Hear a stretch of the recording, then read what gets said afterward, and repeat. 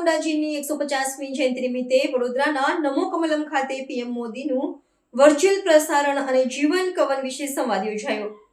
કાર્યક્રમમાં ભાજપ અધ્યક્ષ, ધારાસભ્યો સહિત કાર્યકર્તાઓ હાજર રહ્યા. ભગવાન બિરસા મુંડાજીની 150મી જન્મજયંતિ અને જનજાતીય ગૌરવ વર્ષોત્સવની ઉજવણીના ભાગરૂપે વડોદરા શહેરના ભાજપ કાર્યાલય નમો કમલમ ખાતે વિશેષ કાર્યક્રમનું આયોજન કરવામાં આવ્યું હતું.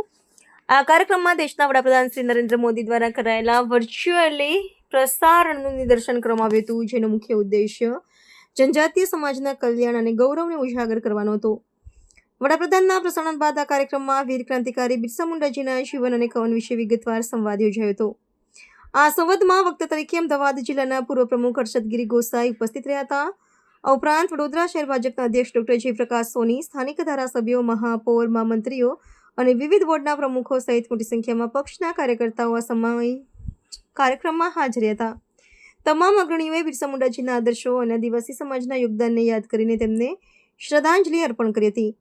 જનજાતીય ગૌરવ વર્ષ ઉત્સવ નિમિત્તે યોજાયેલો આ કાર્યક્રમ માત્ર સંવાદનું પ્લેટફોર્મ ન હતું, પરંતુ આદિવાસી સમાજના ઇતિહાસ અને સંસ્કૃતિને નવી પેઢી સુધી પહોંચાડવાનો એક મહત્વપૂર્ણ પ્રયાસ હતો. પક્ષના અગ્રણીઓની ઉપસ્થિતિએ દર્શાવ્યું હતું કે ભાજપ આદિવાસી સમાજની ઓળખ અને તેમના પ્રત્યેના સન્માનને કેટલું મહત્વ આપે છે.